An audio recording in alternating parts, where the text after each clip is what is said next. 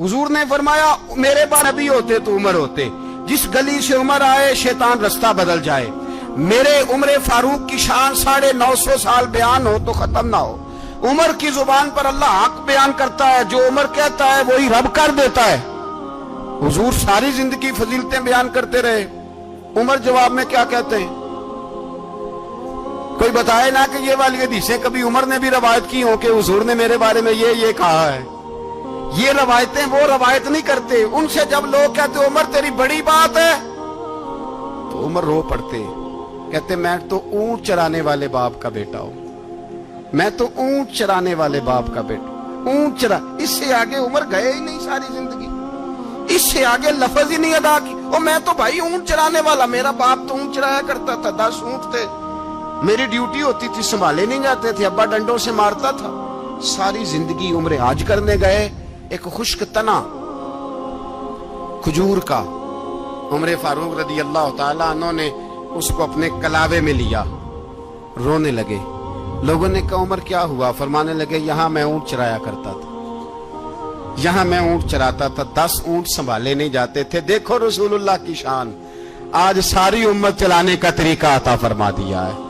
सारी नजरिए से प्यार। सारे सहाबा मिल के आए, कहने लगे उमर फारूक से कहना है नबी पाक के जमाने में तो जाहिरन गुर्बत थी, अबू बकर के दौर में भी गुर्बत थी, अब तो बड़ा माल है। उमर से सिफारिश करो कि उमर नया कुर्ता पहना करे। मुल्कों के सफीर आते, उमर वही फटी पुरानी चादर ओढ़ के और वही कई जगह पे पेबंद लगे सूट पहन के सफीरों के सामने बैठ जाता है। उमर को मशवरा दो, तय हो गई बात। सब ने जब मशवरा दे लिया तो सारे कहने लगे ये बताओ शेर की मूंछ को हाथ कौन लगाएगा?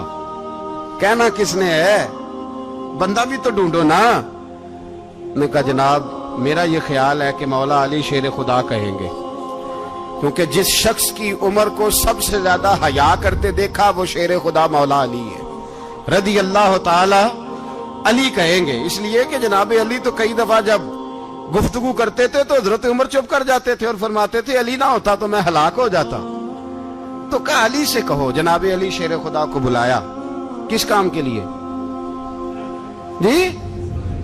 अल्लाह अकबर। ये जरा आपने इस दौर पे इस बात को जरा लाका जनाब उनसे कहें कि ज्यादा नहीं, एक कुर्ता नया पहन ले, सफीर आते हैं वजीर आते हैं तो एक कुर्ता नया पहन ले। हजरत अली को बुलाया, फरमाने लगे कोई और बात होती तो मैं कह देता, ये वाली मैं नहीं कह सकता।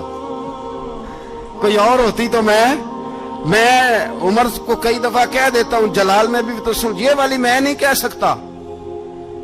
मैं तुम्हें एक मशवरा देता हूं। कहा वो क्या? कहने लगे सैयद आयशा सिद्दीका से कहो, वो मोमिनों की मां है, उमर टालेगा नहीं।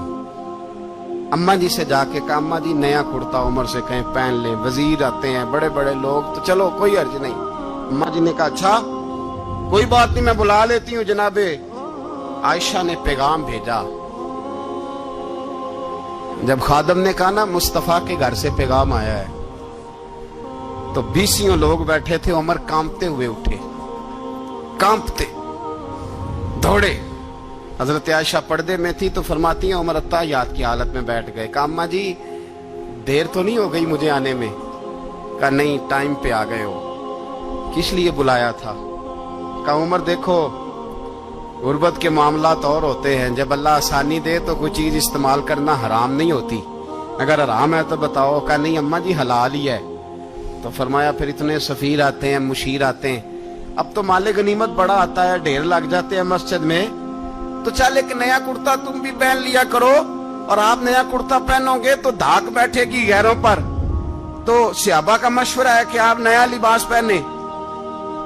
अम्मा जी कहती है मैंने हुक्म दिया तो उमर चुप कर गए, गर्दन झुक गई।